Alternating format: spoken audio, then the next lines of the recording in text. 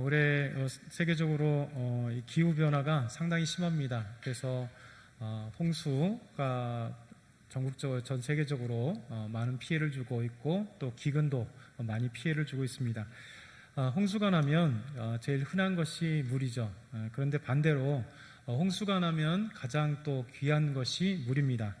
왜냐하면 이제 홍수가 물이 지천에 있지만 결국 먹을 물은 홍수 안에 있지 않기 때문에 사실 식수를 쓸 물이 귀한 것이 홍수가 있을 때입니다. 기근 때도 물이 귀하지만 홍수, 많은 물 가운데서도 참된 식수를 찾는 것은 어렵습니다. 우리 시대도 이 홍수의 시대 같습니다. 수많은 정보들이 넘쳐나는 홍수의 시대. 그래서 수많은 정보들이 있지만 사실 그 정보 가운데 참된 진리의 정보, 또 사실의 정보가 그리 흔치 않습니다. 왜냐하면 거짓된 정보들이 많고 상대방을 비방하는 정보들이 많고 또 현혹시키는 그런 정보들이 참 많기 때문에 그렇습니다. 그래서 홍수들이 참으로 이런 어떤 정보의 홍수들, 또 범죄의 홍수들, 또 분노와 실망의 홍수들이 넘쳐나고 있습니다. 그러다 보니까 저희들이 TV를 보거나 여러 사람들과 함께 이야기를 나누건 매스컴을 통해서 들려오는 모든 소식들이 홍수는 홍수인데 진짜 사람을 살릴 수만한 그런 소식들이 드물고 따뜻한 소식들이 정말 찾아보기 어려운 시대가 바로 이런 홍수의 시대가 아닌가 생각해 봅니다. 정보뿐만 아니라 사랑도 마찬가지죠. 사랑이 홍수의 시대입니다. TV를 틀어도 영화를 봐도 그 어떤 노래를 들어도 대부분의 주제가 사랑의 주제잖아요. 근데 결국 그 사랑들이 온전한 사랑이라기보다는 불륜 아니면 이상한 관계 속에 있는 사랑들이 많이 나옵니다. 그러다 보니까 정말 말로는 사랑한다 하고 행위는 사랑한다 하고 또 사랑을 표현한다고 하는데 진짜 사랑이 아니다 보니까 거짓된 사랑들이 참 많습니다. 그러다 보니까 우리가 정말 진짜 사랑이 무엇인가를 분별하지 못할 때가 있고 그러니까 오히려 더 진정한 사랑을 찾으려고 할 때가 참 많습니다. 이렇게 사랑을 찾지만 사랑을 발견할 수 없는 시대, 사랑의 홍수이나 진정한 사랑을 찾을 수 없는 시대가 이때인 것 같습니다. 그래서 모든 사람들이 군중 속의 고독을 경험하잖아요. 많은 사람들이 함께 있습니다. 그런데 사랑을 찾을 수 없고 많은 사람들이 이야기를 나누는데 그 이야기 속에 따뜻함을 찾을 수 없고 또 많은 사람들이 정치 이야기나 사회 이야기를 하는데 정말 비방의 소리들만이 가득하지 진짜 이 나라 민족을 살릴 수 있는 만한 그런 아름다운 비전의 이야기들을 찾기 어렵습니다. 우리가 대부분 다 직장 생활을 많이 하는데 직장 생활을 해도 그렇잖아요. 결국 직장 생활에 자기 가정보다도 직장에서 보내는 시간들이 참 많고 직장에 많은 동료들과 함께 하는데 항상 군중 속의 고독을 느껴요. 많은 사람들과 함께 함에도 불구하고 직장 안에서 함께 정말 삶을 나눌 수 있는 사람들이 이렇게 많지 않고 스트레스를 함께 나누면서 그 마음들을 풀어갈 수 있는 사람들이 많지 않는 것 같습니다. 그만큼 우리가 많은 사람들을 갖고 있을 때 사랑이 진짜 사랑이 적고 진정으로 우리가 서로 친밀감이 없다 보니까 이런 어떤 여러 가지 정보면 정보, 소식이면 소식, 아니면 어떤 사랑이면 사랑, 어떤 것도 홍수는 홍수인데 찾아보기 어려운, 진짜를 찾아보기 어려운 시대가 지금 이 시대가 아닌가 생각해 봐야 합니다. 그래서 우리는 한번 질문을 해봐야 될 것 같아요. 진정한 사랑, 이 진정한 사랑을 찾을 수 있는 방법이 뭘까? 진정한 평안을 찾을 수 있는 방법이 뭘까? 진정한 기쁨을 찾을 수 있는 방법이 뭘까? 어디서 참된 사랑을 찾을 수 있고 참된 기쁨을 찾을 수 있고 참된 평안을 찾을 수 있을까?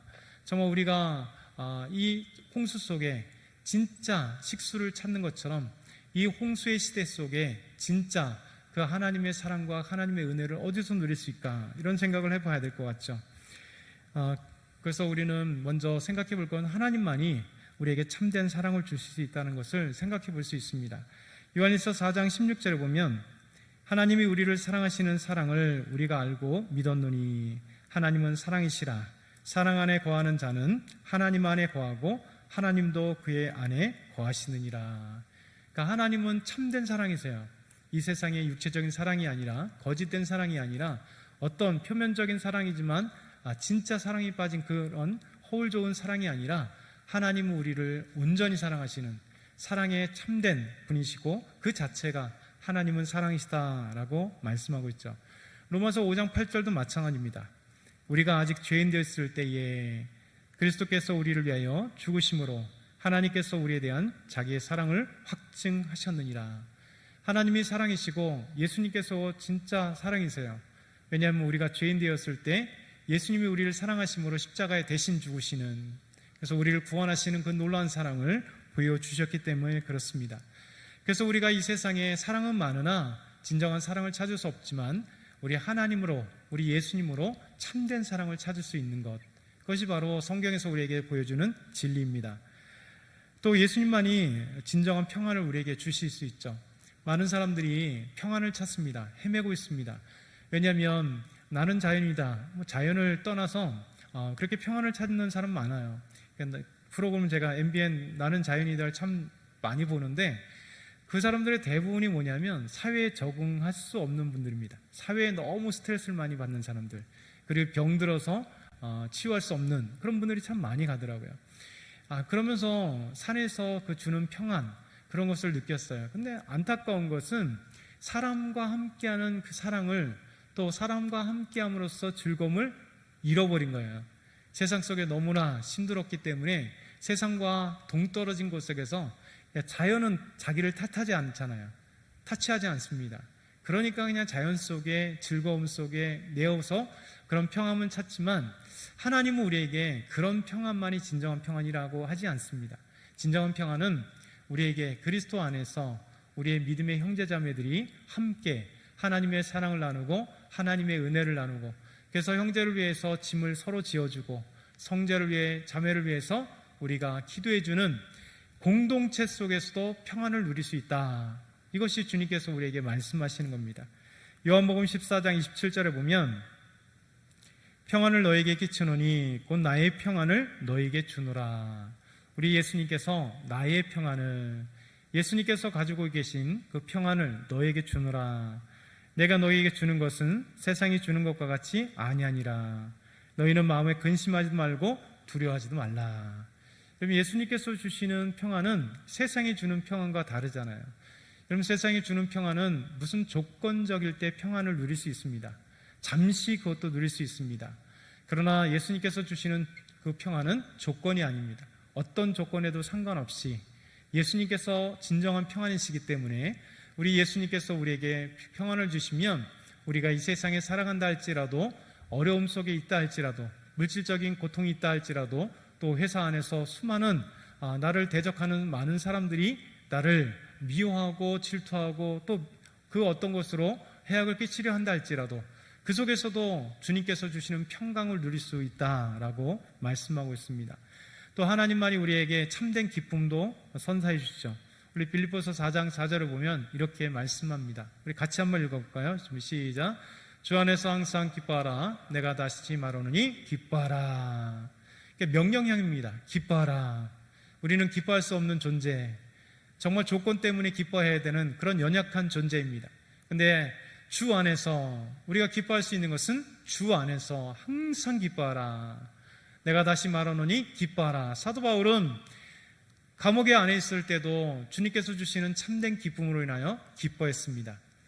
그 고난 중에서도 기뻐할 수 있었습니다. 왜냐하면 주님이 주시는 평강함을 누렸기 때문에, 주님이 주시는 그 기쁨을 누려봤기 때문에, 주님이 주시는 그 죄로 인하여 고통당하고 정말 갈 길을 몰랐던 그가 예수 그리스도를 통하여 구원받고 다메섹 도상 가운데 부활하신 예수 그리스도를, 참된 예수 그리스도를 만났기 때문에 그는 참된 기쁨을 소유했고 구원을 소유했기 때문에 이런 구원받은 사람들은 그 어떤 것보다 기뻐할 수 있는 것.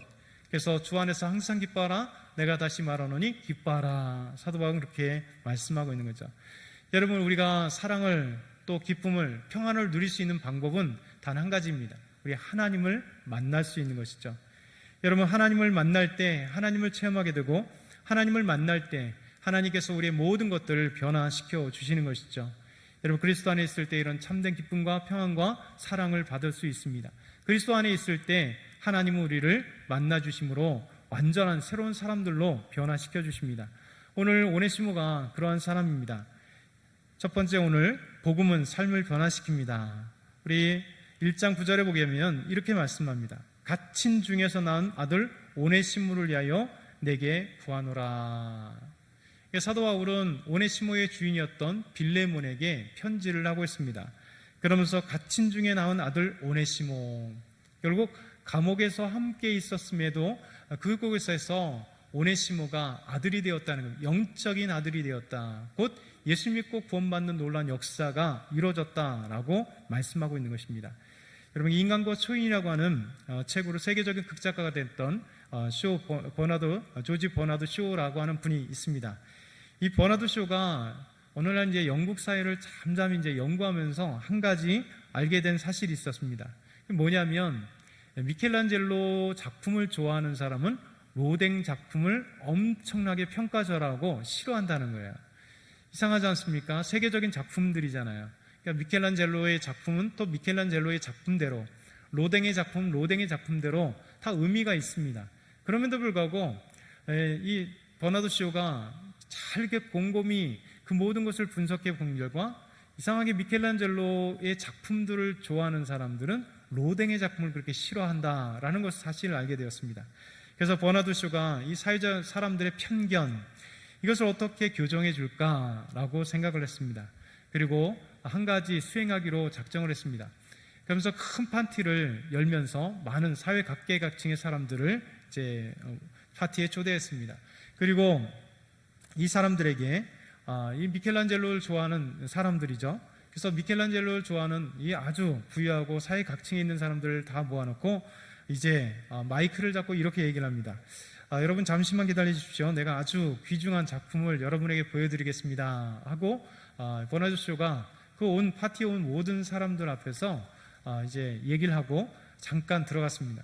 그리고 조각 한 작품을 이제 가지고 손님들 앞에 왔죠. 그러면서 이렇게 얘기했습니다. 정말 멋지지 않습니까? 이 위대한 로댕 작품입니다.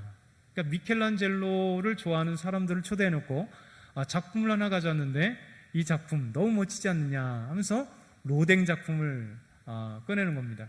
여러분 아까 뭐라고 얘기했습니까? 영국 사회를 보니까 미켈란젤로 작품을 좋아하는 사람들은 로댕 작품을 싫어한다는 것을 평가절하한다는 사실을 알게 되었던 버나드 쇼예요.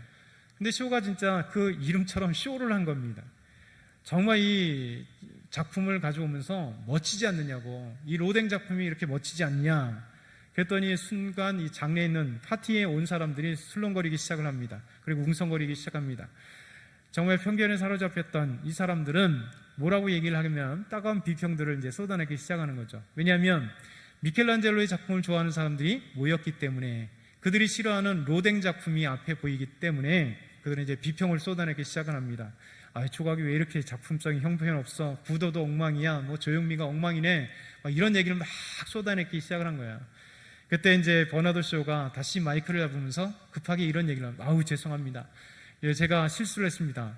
여러분 이게 로댕 작품이 아니라 진짜 미켈란젤로의 작품인데 여러분에게 잘못 소개했습니다 라고 그렇게 얘기를 한 겁니다. 여러분 순간 그 장례는 어떻게 됐을까요? 자기들이 비평을 쏟아냈던 그 작품이, 자기들은 미켈란젤로의 작품을 좋아하는 사람들이라고 했던 자기들이 미켈란젤로의 작품을 보지 못하고 로댕이라고 하는 작품이라고 하는 소식을 듣고 이미 편견에 쌓여서 그들이 싫어하는 작품의 평가를 냈더라는 것이죠. 여러분 우리는 이런 온갖 편견에 사로잡혀 있는 것 같아요. 그래서 보통 가지고 있다 보면 학력의 편견이 많죠. 그래서 학력으로 인하여 사람들을 평가할 때 참 많습니다. 또 지역의 편견들이 많죠. 어느 지역에 사느냐. 그래서 수많은 사람들이 전라도냐, 경상도냐, 강원도냐, 경기도냐 뭐 이렇게 지역적 편견을 가지고 지역을 갖고 모든 사람들을 그 안에 놓고 평가하는 경우가 참 많습니다. 여러분 개천에서 욕난다는 말 들어보셨죠? 개천에서 욕난다. 요즘에 많이 개천에서 욕난다는 얘기를 많이 사용합니다. 언제 사용합니까? 학력을 얘기할 때. 그러니까 강남에서 서울대 많이 간다라고 하는 것을 얘기합니다. 그래서 강남에서 서울대 많이 가고 많은 투자를 했을 때 서울대 많이 간다라고 얘기를 합니다.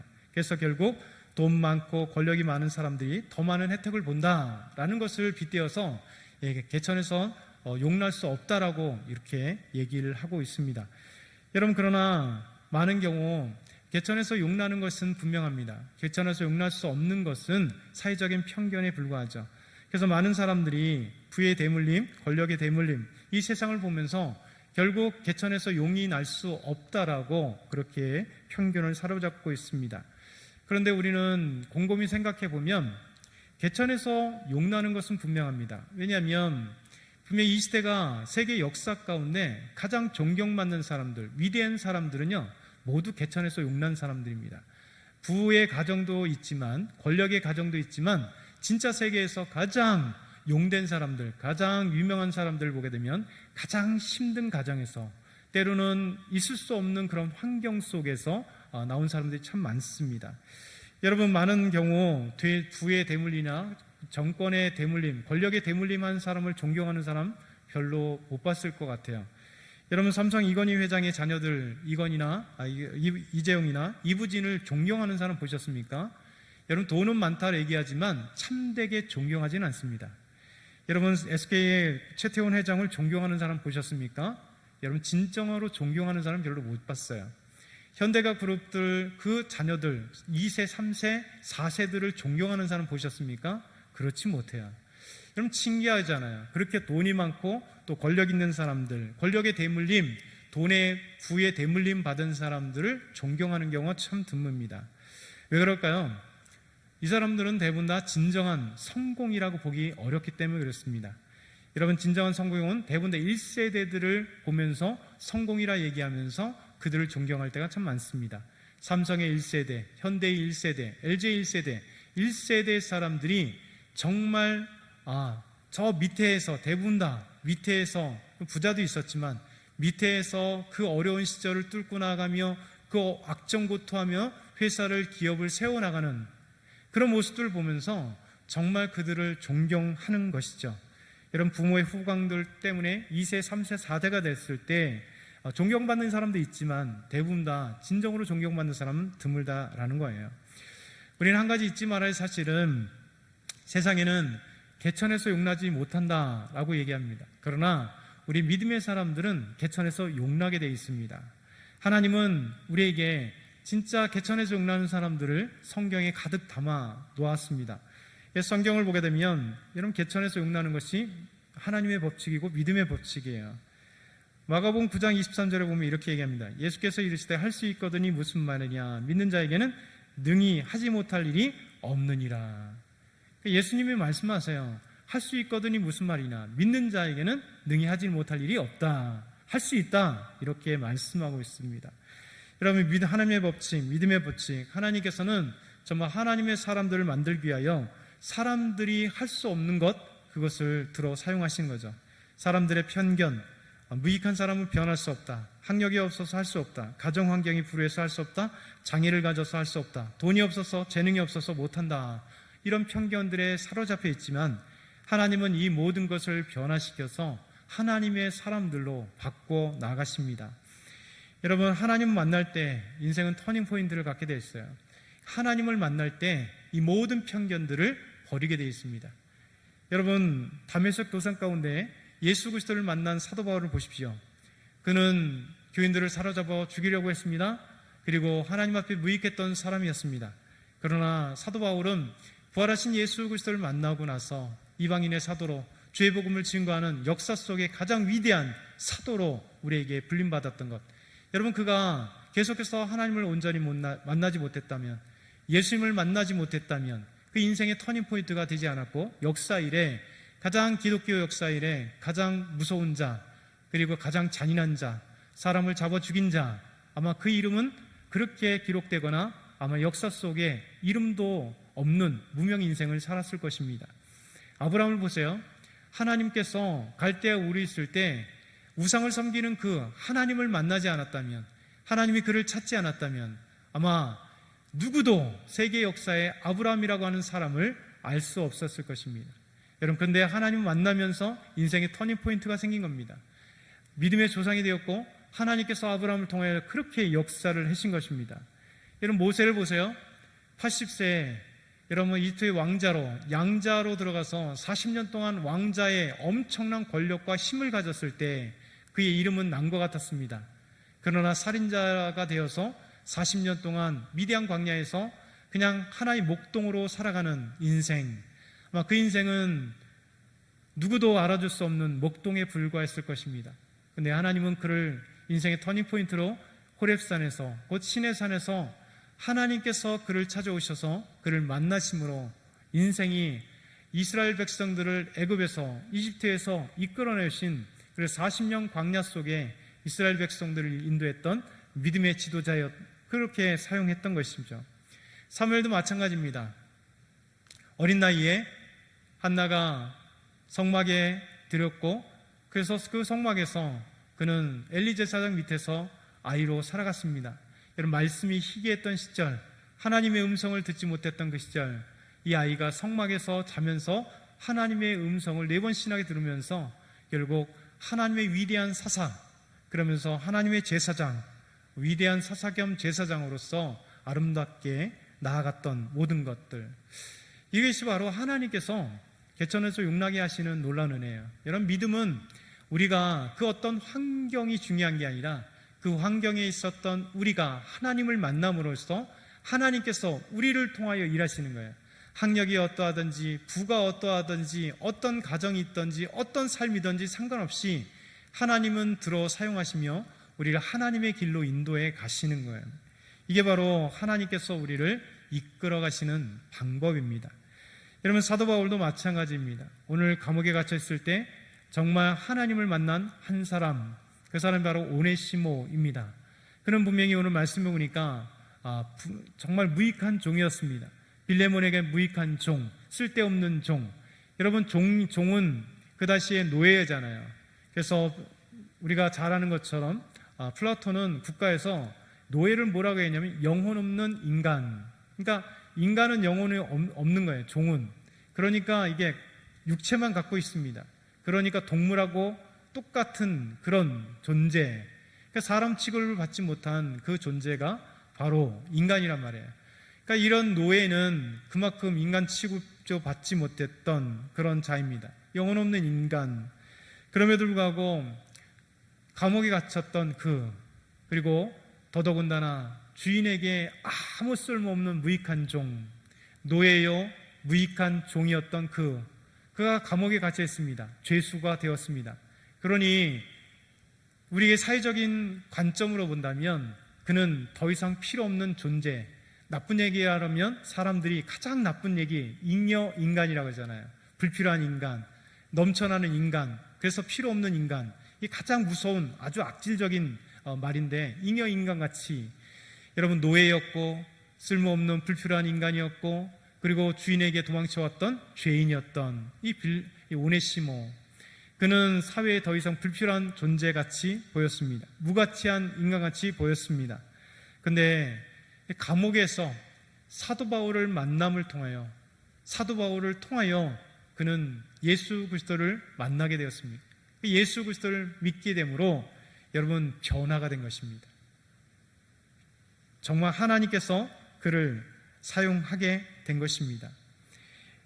그러면서 우리가 한 가지 더 살펴볼 것은, 변화가 예수 그리스도를 만남으로, 하나님으로 만남으로 무익했던 이 오네시모가 유익한 종이 되고, 사도 바울의 정말 감옥에서 나온 자, 갇힌 자 중에 나온 자, 영적인 아들이 되었던 이 놀라운 변화가 일어났습니다. 그래서 사도 바울은 근데 이렇게 사회적으로 보면 무익했고 노예였던 쓸모없는 죄인, 근데도 불구하고 이 죄인에게, 무익했던 종에게, 노예에게 복음을 증거했다는 거예요. 저는 이 말씀을 보면서 참 감사하고 하나님의 위대한 사랑을 느낍니다. 왜냐하면 사도 바울이 이 무익했던, 노예였던, 그리고 죄인이었던 오네시모에게 왜 복음을 전가했을까라는 거죠. 아무도 거들떠보지 않는 노예인데, 죄인인데, 무익한 사람인데, 그것은 하나님의 사랑을 가지고 있었기 때문이었습니다. 여러분, 하나님은 모든 사람을 사랑하십니다. 왜 모든 인간이 잉여 인간이 아니고 모두가 귀하냐? 노예인데도 귀하고 죄인인데도 귀하고, 그리고 불필요했던 무익한 사람이었음에도 불구하고 왜 귀하냐라는 것은 우리 조건이 아니라 우리 자체가 하나님의 자녀였기 때문에 그렇습니다. 하나님께서 인간을 창조하셨습니다. 그런데 그 귀한 인간에 하나님께서 자기 형상과 모양대로 인간을 창조하셨음에도 불구하고 여러분, 아담과 하와가 죄를 짓고 난 모든 뒤에 인간은 죄인. 그래서 창조주 하나님, 나의 아버지신 그 아버지를 떠나서 여러분, 사단을 아버지라고, 사단을 주인이라고 하고 사단만을 쫓아가는 이렇게 무익한 종이 되었다는 것이죠. 그런데 여러분, 하나님께서는 우리를 창조하신 우리의 진정한 아버지께서는 우리를 놓지 않으신 것입니다. 그래서 예수 그리스도를 이 땅에 보내시고 우리를 구원하신 겁니다. 그래서 하나님의 사랑을, 구원을 받은 사람은 하나님의 사랑을 알게 돼요. 그래서 하나님의 시선으로, 하나님의 눈으로 보니까 여러분, 종이 되었던, 죄수가 되었던, 무익한 사람으로 평가를 받았던 상관없이 그 자체가 존귀한 사람이에요. 그래서 그에게, 오네시모에게 사도 바울은 복음을 증거한 겁니다. 복음을 증거하니 이 복음 때문에 오네시모가 변화가 된 것입니다. 여러분, 무익한 종이 유익한 종이 되었고, 이제 사도 바울의 갇힌 자 중에서 나온 아들, 영적인 아들이 되었고, 사도 바울과 함께 아름다운 일들을 감당하고 있는 위대한 하나님의 종이 되었다라는 것이, 이게 바로 복음을 통하여 하나님을 만남으로 변화된 것입니다. 여러분, 말은 좀 그렇지만 진짜 개천에서 용인하게 만드신 게 하나님의 법칙이에요. 예수님의 법칙입니다. 우리를 정말 모두 다, 우리가 정말 개천에서 용난 사람들 아닙니까? 세상적으로 본다면 우리가 어느 학교를 졸업하고 어떤 돈을 갖고 있고 직장이 무슨 직권, 이런 것이 중요한 게 아닙니다. 하나님 보실 때 죄인이었으나, 하나님 보실 때 무익한 종이었으나, 하나님 보실 때 죄의 노예였으나, 그럼에도 불구하고 하나님께서 우리를 이 자리에서 건져내어서 하나님을 믿게 되고 하나님의 자녀가 되게 하시고 구원의 비밀을 알게 하시고, 이제 구원의 그 비밀에 그 복음을 증거하는 복음의 사도들로 우리를 부르시고 하나님의 사랑을 세상에 전하게 하시는 놀라운, 정말 유익한 종으로 하나님께서 바꾸셨잖아요. 여러분, 그렇기 때문에 우리 두 번째는 이제 우리에게 던져진 건 어떤 삶을 사느냐입니다. 어떤 삶을 사느냐가 중요한 겁니다. 오늘 13절 14절 보니까 그를 내게 머물러 있게 하여 내 복음을 위하여 갇힌 중에서 너 대신 나를 섬기게 하고자 하나, 다만 내 승낙이 없이는 내가 아무것도 하기를 원하지 아니하노니 이는 너의 선한 일이 억지같이 되지 아니하고 자유로 되게 하려 함이라. 여러분, 오네시모가 나와 함께 계속 있고 싶으나 너의 승낙이 있으면 좋겠다라고 얘기를 합니다. 그리고 오네시모를 그의 주인이었던 빌레몬에게 보내기를 얘기합니다. 내가 여기서 나의 종으로 계속 오네시모가 귀한 일을 감당하고 싶으나 주인인 너에게 보내노니 이제 형제로 받아들여라, 이렇게 부탁하고 있습니다. 여러분, 놀랍지 않습니까? 어떻게 주인과 노예가 형제가 될 수 있는가? 이게 바로 복음 안에서 당시의 세상적인 변혁을 일으킨 겁니다. 로마 사회를 완전히 발칵 뒤집힌 겁니다. 예수 그리스도 안에서 한 형제 자매가 되어서 함께 예배를 드릴 때 종과 주인이 함께 믿음 안에서 형제라 부르고 자매라 부릅니다. 비록 집에 가면 주인으로서 섬겨야 될 노예였지만 그리스도 안에서는 한 아버지를, 하나님 아버지를 나의 아버지로 모시는, 예수님을 나의 주님으로 모시는 한 형제가, 자매가 된 것, 이게 놀라운 것입니다. 여러분, 어떻게 사느냐가 중요합니다. 우리가 어떤 신분이냐가 중요하죠. 예를 중동의 한 나라의 왕자가 병이 들었대요. 그래서 미국에서 이제 치료를 받았다고 합니다. 미국을 치료받는데 한 유명한 의사가 이 중동의 한 왕자를 치료했다고 합니다. 그러면서 이제 치료해서 다 나았습니다. 그리고 고국으로 돌아갈 때가 되었습니다. 그러면서 이제 의사가 이 왕자의 수술비를 어떻게 할까 이런 고민을 하다가 왕자한테 어떻게 돈을 받을까라고 생각을 했습니다. 그래서 $1,000 정도만 받을까라고 생각을 했다고 그래요. 근데 옆에 있는 의사들이, 동료들이 이를 얘기합니다. $1,000가 뭐냐? 기본적인 의료수당도 있고 수술수당도 있고 여러 가지 합친다면 적어도 $5,000 정도를, $5,000를 받아야 적당한 걸 받는 거 아니냐라는 이런 얘기를 했습니다. 또 어떤 사람들은 중동의 왕자기 때문에 얼마나 부자냐, 그러니까 $50,000 정도를 받아야 되지 않겠냐, 여러 얘기가 있다 보니까 이 의사가 이제 고민을 한 겁니다. 그러다가 그가 섬기고 있던 담임 목사님을 생각했습니다. 왜냐하면 이 의사가 섬기는 담임 목사님이 중동의 선교사였었기 때문에 중동의 이런 문화라든가 이런 것을 잘 알고 계시기 때문에 담임 목사님에게 조언을 구했다고 합니다. 그래서 담임 목사님이 이런 얘기를 했다고 그래요. 중동의 왕자들은 프라이드가 엄청나게 강합니다. 그들은 신분을 아주 중요하게 생각합니다. 그러니까 액수를 적지 않은 청구서를 그에게 보내주십시오. 빈 청구서를 보내세요. 그러면 거기다가 이렇게 써주십시오. 왕자님의 신분에 합당한 대로 지불 받기를 원합니다. 이렇게 써서 보내라고 얘기합니다. 그래서 의사가 담임 목사님의 말씀대로 이제 청구서에다가 왕자님의 신분에 답게 이제 의료비를 주세요 하고 이게 보냈다고 합니다. 그때 왕자가 이 의사에게 75,000불을 이렇게 보냈다고 합니다. 그러면서 이제 의사가 너무 흥분되어서 다시 담임 목사님에게 이렇게 했대요. 목사님 말씀대로 맞습니다. 왕자가 75,000불이라고 하는 거금을 보내왔습니다. 목사님이 할렐루야 반가워하면서 잘 됐습니다. 다음 주일에 뵙겠습니다 하고 그렇게 전화를 끊었습니다. 그래서 이제 의사가 담임 목사님과 함께 그 이야기를 나누고 싶어서 이제 일주일을 기다리고 있었습니다. 토요일 날 이제 편지가 이렇게 조그맣게 왔대요. 그 편지를 뜯어보니까 목사님께서 주중에 보낸 편지입니다. 근데 거기에 이제 감사 헌금 빈 봉투가 딱 있었다는 거죠. 그러면서 편지에 뭐라고 써 있냐면 이렇게 써 있습니다. 형제여, 당신은 하나님의 아들입니다. 하나님의 아들의 신분에 합당하게 감사 헌금을 드리십시오. 여러분, 목사님이 참 귀한 교훈을 한 거잖아요. 그러니까 헌금을 많이 하라는 얘기가 아닙니다. 어떻게 당신은 어떤 신분으로 살아가는 건가? 이 환경, 그 사건을 통하여 교훈하신 겁니다. 중동의 왕자도 자기가 왕자라고 하는 신분을 통해서 치료비가 사실 요만큼 나왔는데도 불구하고 75,000불이라고 하는 사실 자기 치료비보다 훨씬 많은 자기 신분에 맞게 돈 냈다면 당신은 하나님 앞에 어떤 감사로 드릴 것이냐, 어떤 신분으로 살아갈 것이냐. 당신은 하나님의 자녀요 그리스도인이다. 그렇기 때문에 하나님 앞에 예물을 드릴 때도 정말 당신이 어떤 신분인가 그것을 생각하고 하나님 앞에 드려라 라고 하는 것을 교훈한 거죠. 여러분, 오네시모가 정말 하나님 앞에 변화되었습니다. 하나님은 노예요, 미익한 종이요, 그리고 죄인이었던 그를 구원하기로 기뻐하시고 하나님의 자녀로 삼기를 기뻐하시고 하나님의 나라의 백성으로 삼기를 원하셨습니다. 그래서 사도 바울을 만나 변화된 오네시모, 그리고 이제는 사도 바울은 그 빌레몬에게 오네시모를 보내면서 이제 나와 함께하고 싶으나 정말 이 사람을 너에게 보내노니 형제로 받아들여라 라고 하는, 정말 이제부터는 오네시모가 종이 아닌 하나님의 자녀로서 너의 형제로서 아름답게 살아가는 그런 삶의 모습을 우리에게 보여주신 것입니다. 저와 여러분은 오늘 두 가지를 기억했으면 좋겠습니다. 만남을 통하여 하나님 복음을 통하여 변화시키시는 놀라운 은혜, 그리고 이제는 복음으로 변화된 우리가 어떤 인생을 살아갈 것인가, 그것을 기억하시며 나아가는 저와 여러분 다 되기를 축원합니다.